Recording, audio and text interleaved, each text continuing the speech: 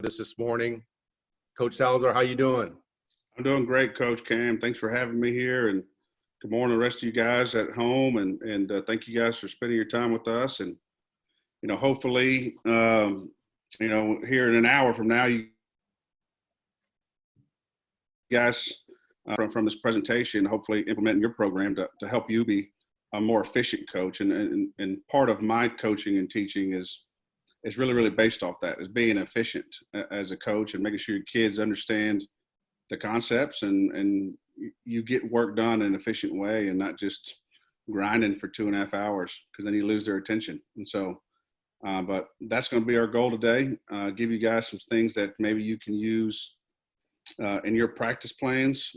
Give you an idea, overview how we as a defensive staff lay out our week and how we're going to build a game plan to hopefully be successful on Friday night. So if everybody's good with that, Coach Cam, you're good with that, then we'll get going. Sounds great. Thank you, Coach. Take it away. All right, let me get this thing pulled up here.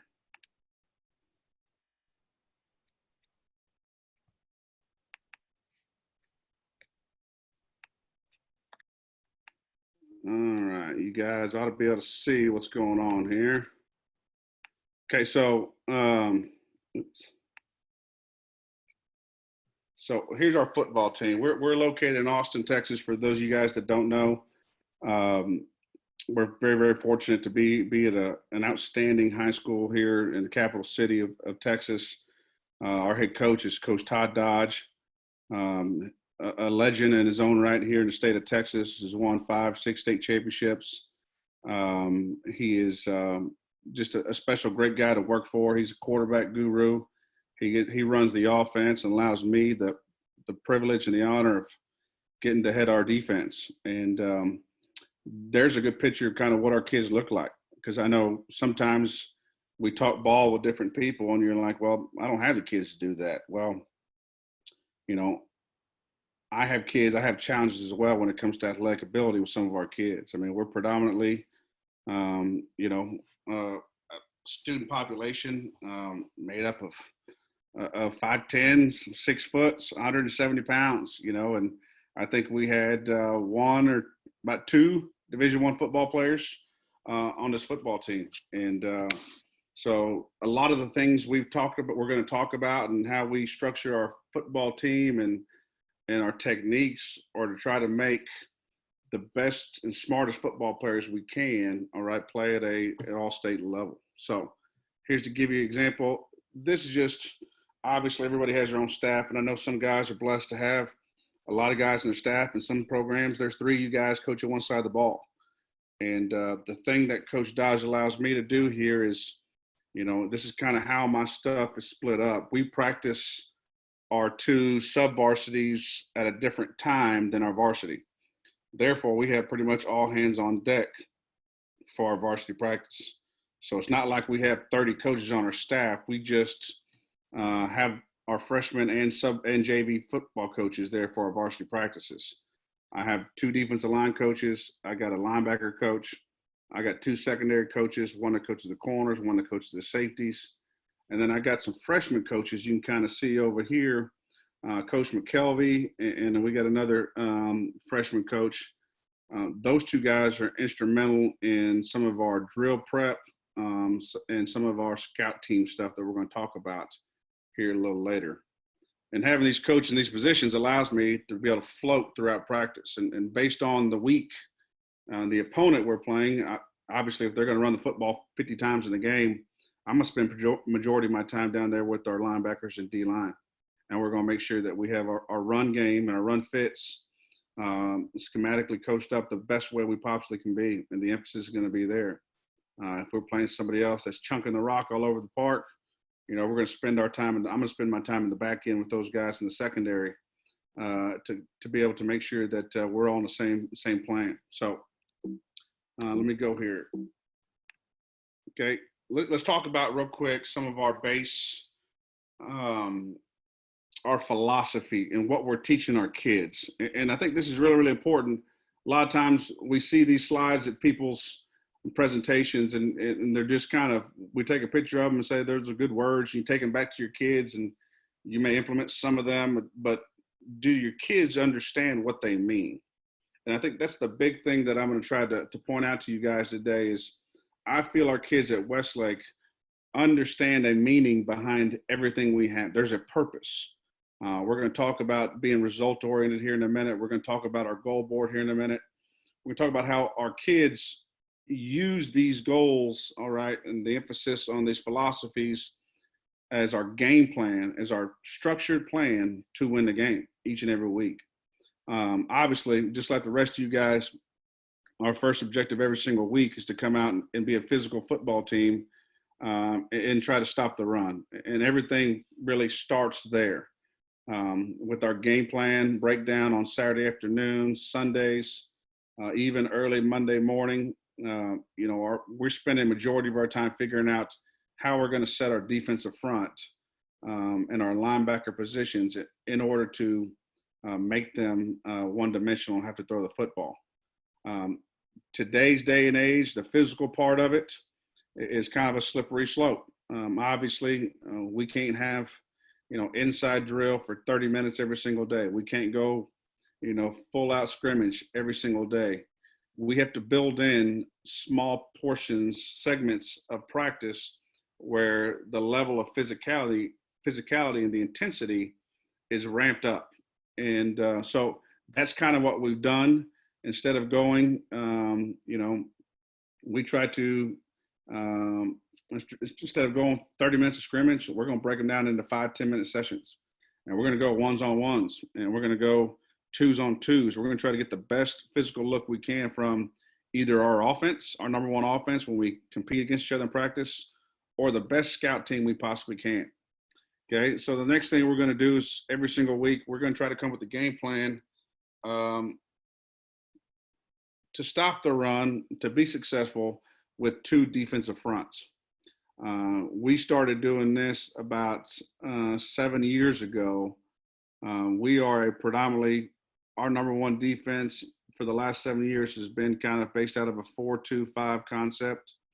Our number two defense, I would say, is we run kind of a 3-3 stack defense. So every single week, we want to go into the game plan with two fronts in order to attack an offense. We may use both. We may interchange play to play. We may interchange by changing personnel, which meaning if we're in a 4-down front, we may run out a defensive tackle or run in a linebacker to make it a 3-3 stack personnel grouping. We've been fortunate. We don't have the biggest defensive linemen in the world, but we do have some athletic ones. And so we've actually used defensive linemen to play linebacker. So that allows us to keep the same personnel on the field and be two different defensive fronts. And obviously we want to be able to mix up our coverages the best we can to try to confuse a quarterback to make some mistakes. So speaking of the quarterback, this is another one of our philosophies every single week. If I were to put one of my football players in here and ask you guys, hey, ask them what our keys to victory are, all right? What is our beliefs? They should be able to spout off every single one of these things right here for you, word for word. And the next thing is we're going to attack the quarterback. We truly believe that obviously most football programs put one of their bell cows, one of the leaders on the football teams, at the position that touches the football every single play. And so on our end, okay, my job is to motivate our football team, and our coach's job to motivate our football team to eliminate, all right, their probably first or second best player on the football team. We want to test his will to win, meaning we want to see how many times he's willing to get up off the turf after he's been hit and hit and hit. Whether he's running with the football, we want to tackle physical and violent. If we get a chance to pressure the quarterback and get a hit on him in exchange for a 5-yard route, we're going to take it. If we get a chance to get a sack, okay, we're going to be physical and violent. I think those are things we're talking about our kids every single day. And by the time they get to Friday, our kids are kind of like wild dogs, and they're foaming at the mouth for the opportunity to go hit the quarterback. And my job is to overhype the quarterback. Okay, every single day I'm talking about, how this we're about to make him an all-state football player, about how great he is, about have we seen, the cut-ups yet from last week's game. Do we understand this guy can beat us by himself? And then sometimes it's not the case. Sometimes it's easy because he's an all-state quarterback. Sometimes he's a University of Texas signee, and that's easy for us to get the kids hyped up. They know what they're going against. Sometimes, however, those guys are inexperienced. All right. Sometimes it's their first or second start. Maybe it's a freshman or a sophomore quarterback. Okay. And then you got to flip the script. You got to be able to try to trick your kids' minds into believing that he's still a viable quarterback and the number one threat in their football team. And I turn around and be like, how are we're never going to let a freshman quarterback beat us. We're never going to let a sophomore quarterback beat us. Heck, this guy's only started in the varsity as a senior. There's a reason. We're never going to let a first-year starter beat us. And so I'm just trying to play tricks with their minds and try to get those guys revved up for the opportunity to go out and make a statement on the opposing quarterback. The next thing, obviously, like a lot of you guys, is we put emphasis on getting off the field. And with that being said, we're talking about turnovers.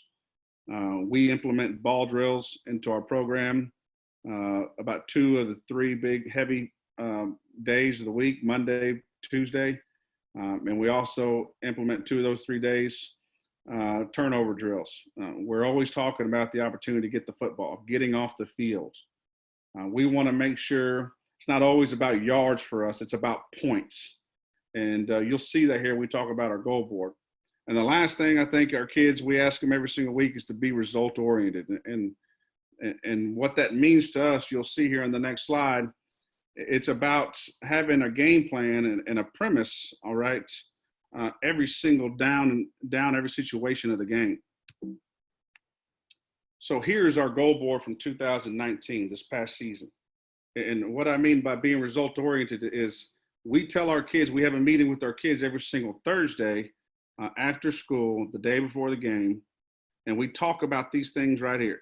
All right, we talk about how this is our keys to victory. We talk about, obviously, it goes right in hand with our philosophy. We want to allow 75 yards or less rushing. That's pretty tough.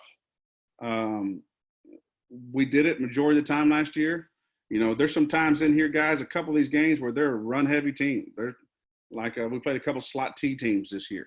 I mean, they're running the football, 50 times a game, 60 times a game. That's pretty difficult when they have 50 attempts, to hold them 75 yards or less. We did once, and once we didn't, but it was pretty dang close. But it just sets the stage for telling our kids what is the key to victory, and that's to stop the run.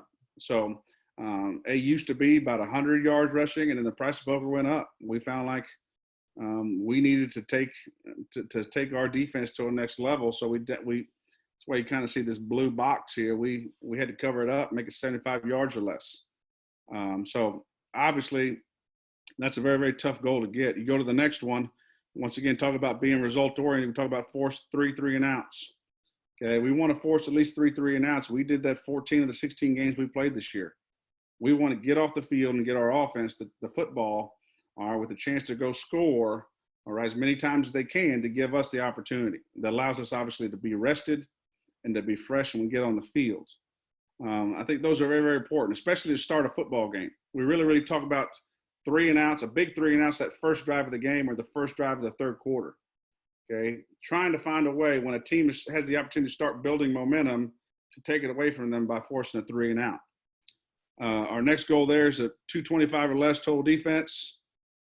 That's pretty good. And so you're talking about 150 yards passing. And obviously, if we're stopping the run, we're forcing a team to throw the football. Okay, we're pretty good and right on there. We might actually need to raise those 3 and outs, maybe 4 3 and outs next year. We maybe need to take down that total defense to 200 yards or less, and see if our kids respond to it. I think the biggest one in our program right now is this one right here. Is this 14 points or less? You see right here in the middle of the screen. We were fortunate enough, I think our football team through 16 games gave up 9 points a game in 16 games. I think the biggest statement was made in the playoffs, in the 6-game playoffs. The point totals we gave up were 7, 6, 14, 14, 3, and 0. So I think we averaged 7.3 points per game in 2019 playoffs. So kind of down the stretch run here, all right, these last 6 games, our defense really picked up, and it is what it is. It's a team goal. So one of these was some of our backup guys that got in the game and gave up, some points there in the third and fourth quarter to give up, more than 14 points. And overall, we should have had that goal every single week. However, that's incentive for our 2s and our 3s.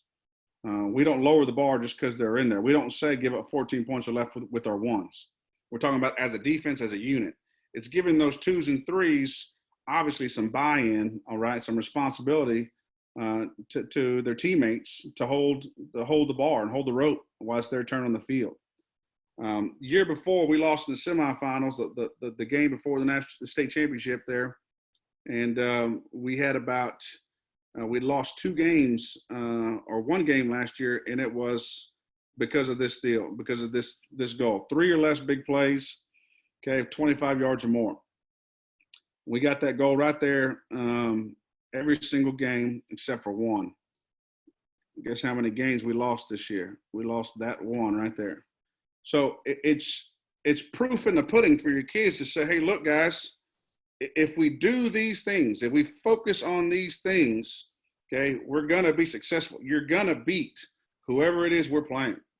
And so it's good for us to go back and every Saturday morning we're going over this goal board at the conclusion of our game from Friday night or Monday if we played on a Saturday in the playoffs.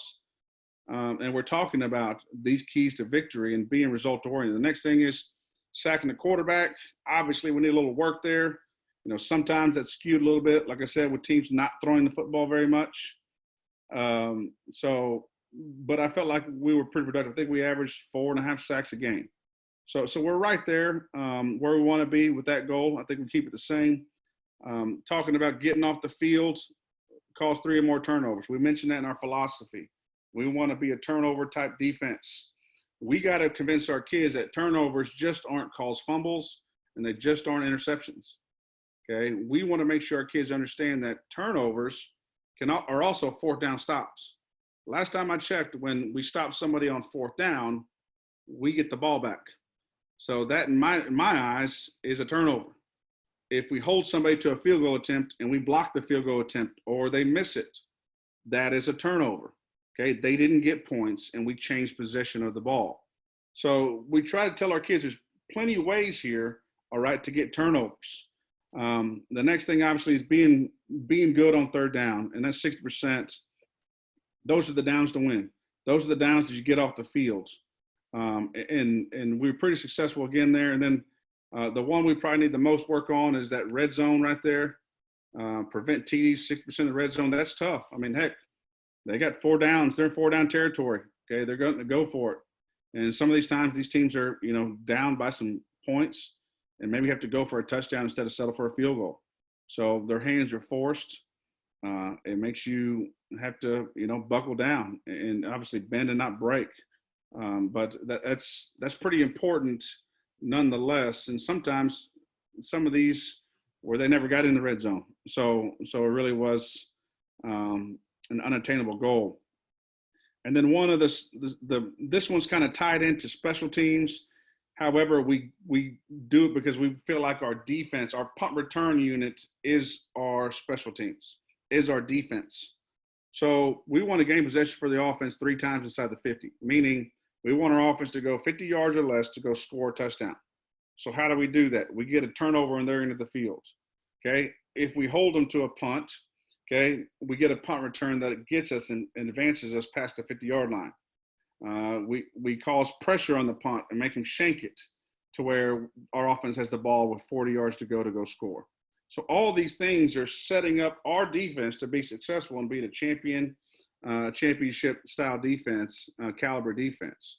So this right here, guys, I really truly believe is what we talk about. We talk about on Monday. We talk about in the game. Okay. We talk about it all the time. All right. Hey, we got 2 turnovers. We need 1 more turnover to get our goal. All right, guys. Hey, they've got 2 big plays, no more. Okay. We can't allow another big play. We're going to lose that goal. right? They've got 7 points, all right? They don't score again. So these are things that we're using throughout a game plan week. Okay, and obviously on Saturday, when we're reliving the night before, and we're teaching our team how to get better for the next week. Here's a little bit about just our season this year. I kind of said some of these things not be too long. You know, we're right around that average of 75 yards. All right. Our passing defense was better than the 150 we're trying to let keep them from. But overall, 187, that's less than 225. Okay, 9 points a game, that's less than 14 points. Okay, our sacks, 2.75 per game. So we're right where we want to be. Let's move now into some practice organization. Okay, and here's where I'm going to spend my time today to kind of give you guys a couple of opportunities to be able to see what it is that we do, all right, on an everyday basis here to get our kids ready to be successful on Friday. This is early in the year. This is a generic practice template here. This is the first game of this year, I think, or second game here. Okay, we're typically about a 22 period practice, Monday, Tuesday, Wednesday it'll go down to 16 or 18. Okay, but we do our kicking on the front end of practice. So we have a couple periods in pre-practice that aren't up here. So while we're stretching as a defense, we like to stretch as a defense all together. That allows our position groups, coaches to be able to walk amongst the groups, talk about what it is we're installing today, talk about what the emphasis is of the day. Obviously get our minds right and our attention turned. We feel like we build some camaraderie. It's a time for us as coaches to kind of interact with other position groups too. Linebacker coach can go talk to the D-line guys for a second. Secondary coach can come talk to the linebackers for a second. And it builds, all right, some unity in our football team for those 5 minutes that we're warming up. After that, we have a pre-practice, and that's what's going to be covered next here on the next slide. We're going to talk about what we do before we ever go join our offense, all right, and kicking game. We're going to talk about that. Then here's that tackle turnover circuit we talk about built in. You know, a lot of times we do it kind of county fair style. I know some of you guys have heard that term. You probably all know what it means. We kind of have 4 different stations typically. Probably 2 of the stations will be a tackle station. 2 will be a turnover station. You know, I'll manage it. We'll rotate. You know, if there's 10-minute session, there's 2.5 minutes per station. And we're trying to emphasis on reps of different things. Those turnover drills change from day to day. Our tackling drills, all right, change from day to day. It's not all tackling. Sometimes it's block, learning how to get rid of a block, learning how to punch. So all those different things are covered on a daily basis, usually Monday, Tuesday. We're going to spend some time today talking about this. When I talked about learning to be physical, and we break our physical practice up into different segments. This right here, this session right here, the 6 and 7, this is our 2-on-2. We have 2-on-2 on Monday, and then we have 3-on-3 on Tuesday. And this is 10 minutes versus our number 1 receivers and our number 2 receivers. Okay, they're coming over to our defensive field, and we get after each other, all right, for 10 minutes a day. The things we're working, guys, we're working bubbles, jailbreaks, fake bubbles, fake jailbreaks, and they'll mix in some type of a game in there, you know, an actual concept, a smash concept, or a little, you know, out fade concept to 2 receivers. Anyways, what this allows us to do allows us to practice that physicality. We're going against good people. We're learning on defense how to strike receivers. Our receivers are learning how to block. This year was the best set of receivers we've ever had here when it comes to blocking on the perimeter. And I think it was a big reason as to why we were successful down the stretch. We were able to gain 5, 6, 7 yards on a bubble. We were able to throw the ball out there if they loaded the box, right, on a little now screen to the receiver and get 7, 8 yards. And actually had a couple big plays on some simple catch, turn throws out there. And it was 2-on-2 at the perimeter, and we went and scored.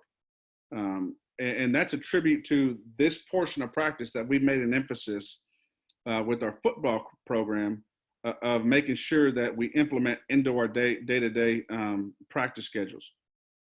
Another thing that people don't think about, all right, is that I think the importance of this 2-on-2, it allows us that nowhere else in practice do we really have to work on games. We don't have to run a bubble. When we have a team setting later on, I'm not running a bubble 5 times, all right? I don't need to run my backside defensive end across the field. I've wasted time and wasted energy to run out there, okay, to get them back over the football to run another play. Okay, we've already had this work out there. I may run 1 or 2 to keep those guys honest and to make sure that they're hustling, but I'm not going to run more than that in practice. Okay, when we have everybody there, we're working on things that the whole defense has to work on. Okay, screens, draws, run concepts. Those are things we're spending our team time on. Team concepts, not just 2-on-2 and 3-on-3 on the perimeter. And then we're going to talk about half-line pass right here. Half-line pass, we'll get more. I have a slide on that here in a minute. Kind of talk about it. Here's our pre-practice options. What I talked about. This is after we get stretched. All right. We haven't been called over to do special teams yet. We may have anywhere 5 to 10 minutes. So on Monday, this is how we typically break it down. We break it down to a line assign. Everybody does this in some different way. So you take this and you can curtail it to any way that fits your program and your kids. But for us, obviously, what are the new formations? What are the formations of the day? What are we installing that day from the opposing offense? How are we going to line up? Where are we going to line up? And what's our job? Start motioning people, making sure everybody's on the same page, just communication. So when we get to practice, obviously, it's already been on our brains. We've already kind of gone through the motions of it, and we're ready to roll. On Tuesday, we move to a pre-practice routine of routes on air. Our D-line will separate from us at this point in time, but we'll take all linebackers as secondary and work a routes on air concept that we'll demonstrate a diagram here in a second when we get done. And then the last thing is on Wednesday, Wednesday's a big blitz day for us. We will have blitz barrels, which is just like you guys know, it's essentially a line assign versus blitzes. What are our pressures for that week versus the formations we anticipate seeing them against, running through them, obviously, calling as many as we can, trying to be efficient. There's a couple different ways we do that. Sometimes we stay stationary and I throw 2 huddles at one defense. Sometimes I'll put an offense behind the defense out there, and they have to one offense in front and offense behind, and they have to flip-flop, go from the one in front to run a blitz, and they turn around, maybe run about 10 yards. There's another formation ready for them, and we're calling another blitz, and they're having to execute and get their minds working. Let's move to the routes on air real quick. So I got this, guys, actually from our offense, from Coach Dodge. Coach Dodge, when we first started hooking up, they spent a lot of time throwing routes on air. And me being a defensive guy, I was like, okay, I mean, we're throwing the crap out of it. You know, there's nobody out there. But why? And I heard him, and I've learned a lot from listening to offensive guys here, especially Coach Dodge and my time together with him, about one of the things he normally says is when I hear them kind of, you know, moaning and groaning on the offensive field over there, getting on their kids early in practice, is when they run routes on air, he doesn't want one football dropped. If any of you guys ever had a chance to watch us play, that's kind of one of our secrets, I feel like, is every single practice and pre-practice, our offensive receivers and quarterbacks go on the field. And they'll sit there and throw the football, routes on air, different routes, different drills for 20 minutes, and there won't be one football hit the ground. And it is, before the end of it, about halfway through it, you notice every coach on the sideline taking notice. You notice any kids from the opposing team that are on the field taking notice. My goodness, those guys haven't dropped the ball. They've been throwing the football for 20 minutes. So he said, Coach Dodge used the term, if we can't catch 100% of balls and there's no defense, how are we going to catch 70% of the balls when there is a defense? And so I took that to heart, and I said, well, same thing on defense. if we get the football thrown to us, if we're in position and we do our job, we need to take advantage of causing a turnover, intercepting the football. You know, us as defensive coaches and our defensive kids, sometimes deservedly, but sometimes undeservedly, get labeled as not having hands. Well, if you want to get better, how are you going to get better? You catch the ball. You want to get better intercepting balls, intercept balls. There's a time and a place for that. Here's the time for us to be able to do that all in the same while being able to get reps in our assignments and what our technique should be. Okay, so here's our routes on air. We'll have a 2x2 set. There's 5 to 6 balls being thrown at a time. Okay, what this obviously does, it allows for ball skills to be developed and communication. We're calling our coverages. We are communicating with each other what route concepts, if we're switching routes. We say we're big on playing plays, meaning we call out, all right, jailbreak. We call out smash. We call out hitch routes or stop routes. We're a big zone team, so our corners do a lot of route recognition for underneath zone players. So we're working on all those things, all right, being on the same page with the coverage between the safeties, the corners, and the linebackers. Working on all these finer points, and there's not even an offense out there. There's not even a receiver out there. There's simply a imaginary receiver out there. And these kids are learning to use their mind, okay, and to picture where they would line up and what their assignment would be. That being said, we really work on our terminology, okay? We envision the routes and the concepts in our minds, okay? So I'll line up in the middle of the field and I'll say it's 2x2. I'll give them a string. I'll just say, for us, it's our bandit, and our defensive alignment goes to our little strong safety outside number 2.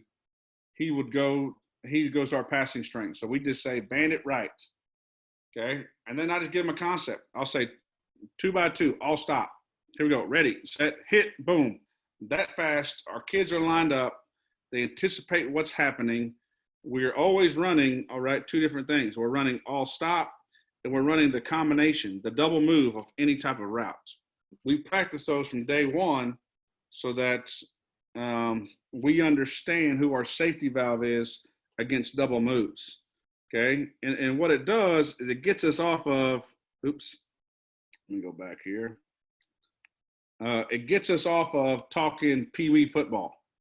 All of our kids know what smash is. All of our kids know what jailbreak is. All of our kids know what a flat curl concept is. Okay, they all understand it, what a dig is. Okay, we're speaking the same football terminology. So it obviously helps when we come off the field and they're talking to us just as if they were a GA working for us, you know, coaching for us on the sideline. These kids understand the concepts because we talk about them. We talk in those languages. We talked about this, players learn to play plays. We play in certain ways. We play the jailbreak one way. Whether we're in about 3 different coverages, we play it the same way. There's only one coverage, we play it differently. Okay, we play the bubble, all right, the same way versus 3 different coverages we run. Okay, there's one coverage we play it different in. And so these kids is just route recognition, repetition. And our goal is in this drill, obviously, catch 100% of the balls, just like the quarterbacks and the receivers. All right, we want to work on catching the football, high pointing it, obviously, like we teach in the back end or from an underneath player, right? Looking the football all the way in, all right, and learning where to go from there. The good thing is this: our 2s and 3s actually get reps here. Okay, so they get some line assigned reps and some routes on air. They get to watch the 1s in front and anticipate where to be. So they're kind of getting some training wheels put on it by being able to see the guy in front of them. Hopefully do it right. And then another thing we do is we make sure that we change the strength of our defense and our pass scale and our routes on air, excuse me. So in the middle of this thing, we've been bandit right the whole time. All right. Our term for changing strength is cowboy. I'll say cowboy, cowboy. We will flip our safety to the field. He'll go into the boundary. Our boundary high safety will come down. Our bandit to the field will then back up, meaning we just flipped our whole defense. We made our weak side our strong side and our strong side our weak side. So any type of motion adjustments, we adjust with our 3 safeties and our linebackers. we don't have problems with people changing the strength on us because we practice that way. All three safeties know all three positions. Both linebackers know both positions. They can be an A-gap linebacker, a B-gap linebacker. Both corners know, all right, both coverages. So for us, I think it's very, very important to do, all right, in the middle of practice here. So here's what I've been talking about. Okay, there's the bag of balls in the middle of the field right here. Okay, right here. You can kind of see it right here. That's square. All right. What I'm going to have right here, in this call, I'm standing right here in the middle of the field. Okay, I said bandit left, or bandit right, bandit right. That put our strength over here. This is our bandit, what I'm talking about. This is our free safety. He goes to our passing strength to the field, corner. Mike will. R for us stands for rover. He's our weak side high safety that adjusts into the box, out of the box, 2 backs versus 1 back. Okay, and then our other boundary corner over here. So we're saying this is our weak side and this is our strong side. These guys work together. These guys work together. So I'm simply saying, literally this fast, guys, I'm saying 2 by 2, we're going to band it left, all stop. Here we go. Ready, set, hit, snapping the football. Okay, I've got coaches back here. Okay, 3 coaches here and 3 coaches here. Okay, obviously you may not have 3 coaches each side. Maybe you have 2 for each side, and that's okay. We imagine as if the formation was 2 by 2. This guy was going to run a 5-yard stop. This is the remaining bandits. They're lined up right there out of the way. They don't run a route. They do nothing. They're there to interchange it to every single rep. Here's the leftover corners on the sideline. They're there just to interchange every rep. Here's the remaining safeties. They're inside, out of the way. The rovers are inside, out of the way. Corners on the sideline. The other linebackers are just on a knee right there, kind of in front of where their position is. Okay, so I say all stop, ready, hit. We're running a 5-yard stop by 1. We're running a 5-yard stop by 2. Okay, I've called the coverage, whatever it is. Our base coverage is a quarters coverage. All right, 3 under, 4 deep. Okay, this guy will be playing the hitch of 1. This safety will be driving the hitch of 2. And this corner is playing the double move, hitch and go. So we would throw a ball to number 1. We would throw a ball to number 2. And we would have a coach throwing a ball to a stop and go. So we have 3, all possible places that football can be thrown. We have 3 guys breaking on that ball. The technique's a whole other animal, okay? But at least we're knowing what assignment is. And you do is put this with your assignment, with your coverages. On the weak side, it's 2 by 2. They know it. There's a number 1 receiver. Stop, stop. Okay, he's going to number 1. He's driving to 2. This corner shuffling, and he's playing hitch and go over here. So we have a ball being thrown to 1. We have a ball being thrown to 2. We have a ball being thrown to hitch and go. There's your routes versus air right there. 6 footballs being thrown. Hopefully 6 footballs being caught. Okay, you defensive coaches, you got to practice throwing them too. We got to make sure that we give our kids catchable footballs. We try not to make them lollipops. Okay, we put some heat on them. We want them to be as realistic as possible. Okay, obviously we don't want to screw up the drill and slow it down though. Conclusion of that play, those 6 guys are off. Okay, 7 guys are off. The next guys are up. Bandits here, corners here, next safety's up. We're running the same play. I haven't changed it. Set, hit, run the same thing, stop and go. Same guys doing the same thing the guy in front of them did it. Next guy, set, hit, same play. Stops and stop and go. As we get through it the first time, what I might do now, okay, is I will probably, all right, cowboy this thing. I'll say cowboy, which will roll this guy down. We'll roll this guy over. Okay, we'll roll this guy back. Our corners will kind of walk down. He'll walk back a little bit now. Okay, we might hip out the wheel a little bit. And there he is. So now that wheel is the mic. Now the mic is the wheel. Our bandit's now our rover. Okay, our rover is now our bandit. All right, and our free safety will come over and play the same coverage he did on the strong side, on the weak side, but he's doing it with 2 different cats. Run the same play, all stop. We're still running it. It hasn't changed. So now I'm cross-training all 3 safeties and linebackers and corners to play strong side, weak side. Okay, I didn't need routes. I didn't need other players. Okay, all I'm looking for is balls. It's a line assigned, but with balls. Ball drills incorporated. So this right here, guys, is a big part of our defense. I feel we get a whole lot out of this. Sometimes I'll do it for 2 days that week if we need to. If it's a big passing team, I may run cover 4 and some man concept on day 1. The second day, I may change it and run a cover 2 concept versus all these concepts. Okay, but we're practicing routes on air. I'd rather do this than actually get two-on-2 work, because I feel like we can get that, and we'll get that versus Pascal versus our offense. We're going to move to, is there any questions with that half line pass with there before I take off? Hopefully I didn't bored everybody. Okay. So anyways, here's our half line pass. We're doing that same premise. We're just actually using receivers now, right? Okay, let me see here. There. Here's our half line pass, same thing. Now we actually have cones out there, all right? We'll have the backups, just like the bandits were sitting over here in the line. They're now the receivers for number 2. The backup corners, they're now the receivers for number 1. Okay, the backup safeties can split lines or be a running back on this side. Backup corners, they were on the sideline, they're now here. Linebackers can be running backs. Backup safeties are this slot receiver. Now I move my coaches to the back end. Here's my corners coach, here's my safeties coach. They're diagramming with hand signals, what route combinations they want. I have a coach back here in the back. Okay, the thing I think is very important is to make sure we talk about quarterback drops quite a bit. 3-step drops, which are meaning catch, turn, throw, quick game out of the shotgun, or the old school 3-step under center. Okay, we talk about both those. We talk about 3-step. The routes are going to be quick. All stops, bubble slants, jailbreaks. It's really about it. All right, it's what we're going to get. And then we talk about 5-step drop, which is a catch, right? Catch and drop, okay, by that cat. All right, catch and drop by the quarterback. Now we got deeper route concepts, smash, all verticals. Okay, some type of dig concepts, some type of scissors concepts, anything that's deeper where the quarterback's actually reading second-level defenders, corners, and safeties. Okay, so we talk about that in the concept for our underneath players.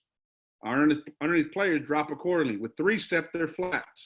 They are flat. They do not give any ground. We want them under routes.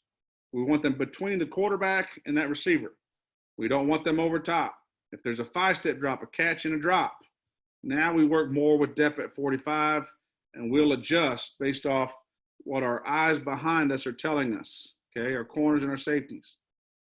So here's half line pass. We'll go half line at a time. Say strong side. All stop. Ready, set, hit. Boom, we're running it. These guys don't know, though, obviously. They don't know the play like they do in routes on air. Okay, they're reacting, obviously, to what's going on in front of them. But we're once again playing the double moves with the corner. So now we practice all stop and the combo off of it. Pretty simple, similar to everything everybody else does, I'm sure. We'll move this to 3x1 on the next day, okay? We go to one-on-one with our receivers every single day, okay? We do at least 5 to 10 minutes of it, working on different techniques. Once again, we want to make sure we're ambidextrous. Our corners are going from right to left, so on and so forth. Okay, we're not just going to play a left corner all the time. We want to get work on the other side. We never know what's going to happen with, we never know what's going to happen with injuries. I mean, our next guy might be out, okay, and we might have to put him specifically somewhere. This cat right here was our better man-to-man coverage. So sometimes in the games, we flip him to the best receiver. So it depends on how you want to do it, but make sure you're working both sides of your technique and not just, obviously, what you got going on one side. Let's see here. Pascal versus the offense. We talked about that. On Monday, we go Pascal against our offense. We're working on our base defense. We're using the scheme we have for the opponent that week. I don't give a crap about stopping our offense, being schematically perfect to stop them. We're working on what our base call is going to be in the secondary, all right, that week versus the opponent. Okay, that may mean that we're man-to-man against our number 1 receiver out there on the outside who runs a 10-8 100-meter dash. Okay, it may mean we get the ball caught on to some. That's all right, but I want our kids working on what our game plan is versus our offense, okay, the best we possibly can be. The next, on Tuesday, I think it's important to mix in some of our blitz calls, some of our pressures, and the coverages behind them. I feel like I've worked with some guys in the past that we barely work pressures, or we do blitz barrels, but we don't ever work the concepts with that coverage full speed. You're not gonna get a more full speed look than going against your number one offense. Okay, so work your pass coverage, your blitz coverages versus your offense. Obviously, there's no lineman there. We just time up our blitzes and move whatever our mannerisms the quarterback are. Maybe it's hands, maybe it's a foot, okay, maybe it's a clap, maybe it's verbal. Hands are up and you're listening for verbal. Whatever the key is that week for our defense to start moving to disguise our blitzes and our coverages, okay, we work that against our offense. We hit the line of scrimmage, and then obviously we'll stop. We'll take a knee so we don't mess the quarterback, all right, get fired because we broke his thumb by running up in there, let him break his finger in a helmet. Okay, so those are the things we're trying. And then Wednesday, we're really working on, we moved to red zone pass scale. We want to shorten the fields, work on the quicker throws, work on making sure we're underneath all routes, and be a little more, man-to-man down the red zone. Here's we get to the second half of our practice schedule, what our organization looks like. Okay, we get into team settings. We always have 2 huddles versus our number one defense. We will have a little covey of about 10 to 11 guys that'll be kind of our threes with our number one offense, with our offense. They'll come over to be our attack team offense. And then we have our second team defense is the other attack team. And then when the 2s get reps, the 1s go be attack team. So we always got 2 huddles going at one defense.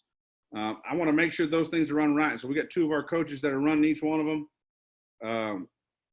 It says these coaches are experts in quarterback mannerisms, snap counts, wide receiver alignments, okay, the splits, O-line splits and stances, running back depth alignments, where the football is to be thrown or given, okay, based on the defense we're lined up in.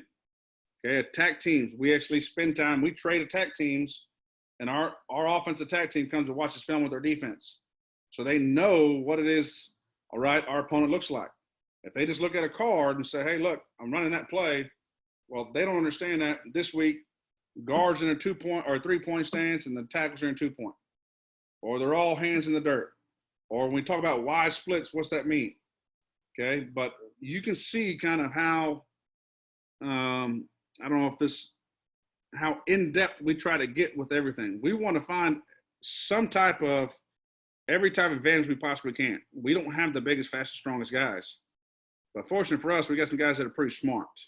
So we really work on the mental part of the game with anticipating what's coming based off of what they're showing us is coming.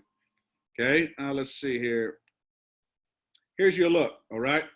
There's our attack team. These are all offensive guys. Okay, this is our 2 defense. This is in the playoffs, so we have some bring-ups, some JV bring-ups, a couple extra guys in the back here. Okay, this is our number 2 defense. Okay, we have a coach here, we have a coach here. Okay, we got another coach that's running our attack team. Okay, but this kind of gives you a good look. Obviously, this extra linebacker, he's kind of hurt. He's just kind of watching practice. Our linebacker coach is here. Our D-line coach is here. Those 2 guys are getting 2 different looks to the front to make sure we're lined up the correct way. Make sure that when your attack team quarterbacks, all right, we like to do it with coaches as much as we can, unless it's a big-time running quarterback. Then obviously we got to put a kid in there, all right, to be able to give him the ability to run the football so we can work on tackling the damn quarterback, or at least fitting him up. But the thing about a coach is if I interrupt the play because I know it's about to be bad, okay, our coach is smart enough to stop for a second and let me finish coaching. You get some of these high school kids back in there, they're going to continue to snap the football, and now we've got 20 guys moving, and now it takes me another 15, 20 seconds to get everybody reset to fix what it is that I knew was about to be broke. Okay, and so our coaches know that, and our coaches also know where do we anticipate the offense trying to attack us? Where do we think they're going to go with the football? Okay, do I hand it here? Do I throw it there? What's going on? He gets a good look. Most of the time, this is my safeties or corners coach. So they get a good look at the secondary, and they know where to throw the football based off where we're at and where our alignment is. Okay, here's a good example. We're old school. We don't do cards through Huddle. We don't do them on the internet. Okay, just kind of, you can get an example as to what our cards look like. Okay, obviously, this would be an attack team card our coaches are showing to our kids. You see this guy here. I mean, he started here and he picked up and shifted over here. He's in a 2-point stance. Then he gets down to 3-point stance. He's on influence block. This guy here, We may say he's 2 yards, all right, inside the hash. Okay, his alignment is flat, meaning he's on the toes of the quarterback. His toes are on the heels of the quarterback. You kind of see this. We tell the quarterback who's reading. We show our double teams are coming. Okay, we have hashes out there to show where the ball is. Okay, so these are kind of gives you an example of the detail we're getting with our kids, all right, into giving our defense a good look. So here's another one. Okay, his heels are on the toes of the quarterback. All right, he's flat, meaning even with the quarterback and his path is flat. 1 yard outside the hash or inside the hash, 2 yards outside the numbers. Okay, so we'll start there and we'll shift there. Okay, so these kind of give you a good example as to what we're showing our kids. Okay, and how we feel we're giving them a decent look with what's going on. Last thing here, guys, I know my time's about to be up. How does the week go with game plan installation? On Monday, we're only working base defense. There's no pressure. There's no automatics. We have certain automatics, different formations that week. Okay, we don't do those. I mean, we don't work on those Monday. Monday, it's the meat potatoes. And what is their base offense? All right, and we're only running our 2 base defensive fronts. Okay, maybe that week we want to focus on 1 defensive front. Okay, so we may just run that 1 defensive front that day. We want to make sure we get most of it installed on Monday. On Tuesday, we'll stay with our base defense, but then we start incorporating some of our 5-man pressure. So we start bringing 1 guy to add with our 4-man, all right, our 4-man front. These are more run-related stunts and pressures, okay? So we're still working on that run concept, okay? We mix the blitz coverages we talked about into pass scale, okay? So we started kind of moving our way that way. We're not doing them every play, but we're doing them a little, I mean, probably 30% of the time in pass scale, mixing in some of those blitz coverages. And then Wednesday, our base defense, that's going to be kind of the first half of practice, maybe the first 40%. And then in the end, we'll start working on other pressures and automatics. Okay, what do we have? What kind of bastard formations do they have that we have to be ready for? Okay, and then obviously we go to a goal line segment on Wednesday, okay, to make sure red zone, talk about any goal line offense they may have, anything we're doing different in the red zone with our defense. And then Thursday, we're out during the athletic period, kicking the field, doing our kicking game walkthroughs. And then we have about 15 to 20 minutes, about 15 minutes left after that walkthrough, after we're kicking the field, that we'll split up in offense and defense and have for about 15 minutes. And I'll pick select cards from throughout the week that we need to work on, we need to see. And then all calls are in play. It's our last run through what our defensive game plan is that week. Okay, so being able to, we try to touch the level on everything. What is our base defense are? Some easy plays. Then we'll do some motions. Then we'll bring some pressures. We'll bring some motions with pressures. Then may throw in one of those, couple of those bastard, formations that they've shown on tape. And then obviously we'll move down to the goal line or the red zone in the last about 3 or 4 plays and rehash our goal line defense. And then we're talking about our game day, our results, our goal boards, our game day expectations on Thursday afternoon, and hopefully be ready to go, play and win a game on Friday. So that's what I got, guys. I think Coach Cam, that's what you need. It's an hour, right? And anyways, I hope you guys, is there any questions here before I let you guys go? Thanks a lot, Coach. It was awesome. I mean, I know I just got a ton of notes myself. I'm sure a lot of guys got a lot of good stuff out of that. And, I'm sure that, what you guys are doing, there's got to be something in there, obviously, that, you could, or the rest of us can relate to our own program, like you said. I mean, there's always those little bits that you can say, hey, I like the way that looks. I like the way that sets up. And, you can try to implement that organization into practice structures for your own program. And love the way you guys do it. I've seen it firsthand, and it's pretty cool to watch. You can tell it's well organized and well run, and the kids are on point. So is there any questions out there, guys? I see one right there. Coach Segovia, hit that mute button on the bottom left down there. Unmute button. You can talk.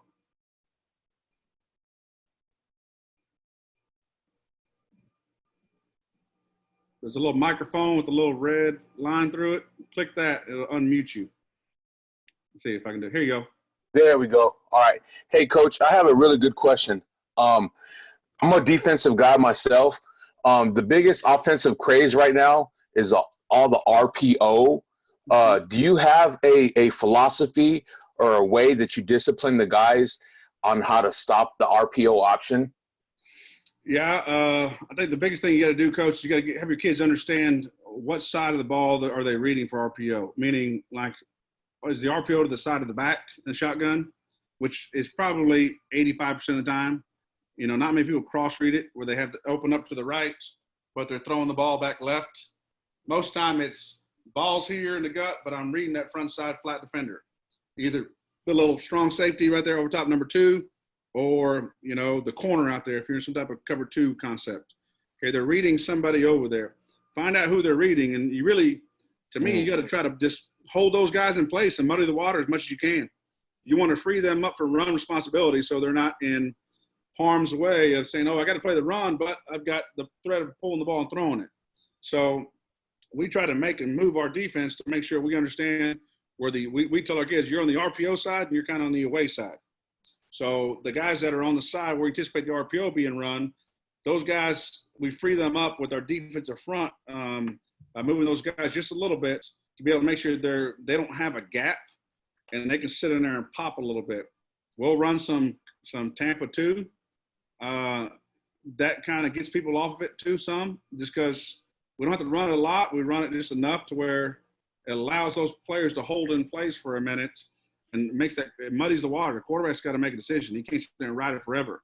He's either got to pull it and throw it or give it. And so, you know, we do some things to our alignment. We may deepen our alignments up a little bit or tighten them up. I know, like in 2 backs, let's say twins open, 2 receivers on one side, 1 receiver the other side, say it's gun split. A lot of people throw the RPOs to the single receiver side over there. Weak side high safety, instead of being at 10 yards, instead of being at 4 yards, which are normal 2 alignments, we tell them play in a hybrid alignment, so maybe about 7 yards. There'll be about 7 yards inside that number 1 receiver, you know, between that guy and the box. And that kind of gives him time to kind of pop in place. He muddies the water for little skinny glances there by the number 1 receiver. So we do things like that. And obviously moving pre-snap, Coach. You know, move inside, move outside with the corners and your safeties and your linebackers. And it's try to muddy the water best you can. I mean, that's the thing I would suggest to you. Find the mannerisms of the quarterback. What is it that's telling you guys the ball's about to be snapped? And from there, you know, try to free those guys up and run responsibility on the RPO side. Gotcha, Coach. Thank you. You got it. Any other questions, fellas?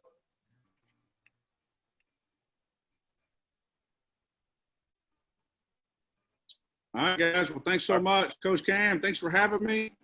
Everybody's safe out there, man. Appreciate you guys. Crazy world we're in. If I can ever help you, look me up. Austin, Texas, Austin Westlake. I will, here, I can give you my number real quick, Coach Cam. If they want to reach out to me. Thank you.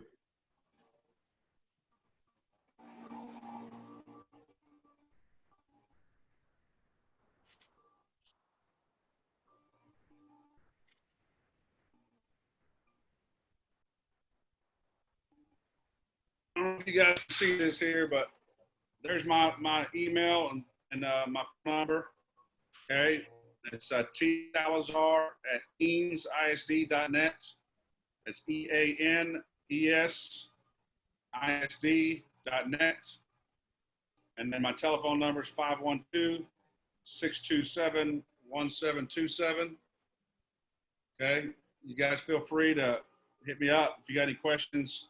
If I confuse the crap out of you, and you need some clarification, then let me know. I didn't mean to, but trying to give you guys a little something there. Hopefully you got one thing out of it. Like I said, I think our kids know what the plan is right here. And I think that's a big part of it, is knowing, obviously, what the keys are to victory every single week. Even though we're outmatched a lot of times on Friday night by some good quality athletes, our kids aren't scared of anybody because they feel like they're